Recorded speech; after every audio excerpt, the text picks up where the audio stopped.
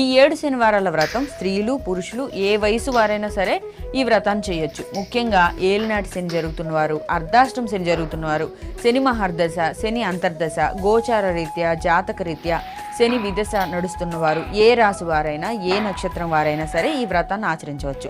అయితే ఈ వ్రతాన్ని ఎప్పుడు ఆచరించాలి? 7 శనివారాల వ్రతం చేయాలనుకుంటే ఆ రోజు ముఖ్యంగా శనివారంతో మొదలు పెట్టాలి. శనివారం అయి ఉండాలి. శనివారం ఏకాదశి, త్రయోదశి, పూర్ణిమ అయితే మంచిది. శనివారం మాస శివరాత్రి, పుష్యమి నక్షత్రం అయినా అనురాధ నక్షత్రం అయినా చాలా మంచిది.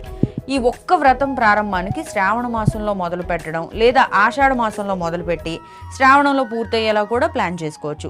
శ్రవణ నక్షత్రం వారైతే శ్రావణ మాసంలో ఈ వ్రతం చేసుకుంటే విశేషమైన ఫలితం ఉంటుంది. 7 శనివారాల వ్రతం నియమాలు ఏ విధంగా ఉన్నాయో ఇప్పుడు తెలుసుకుందాం. ఏ వయసు స్త్రీ పురుషులైనా ఈ వ్రతం ఆచరించవచ్చు. శనివారం తెల్లవారుజామున నిద్రలేచి తలస్నానం చేసి 7 శనివారాలు కూడా తులసిమాల ధరించి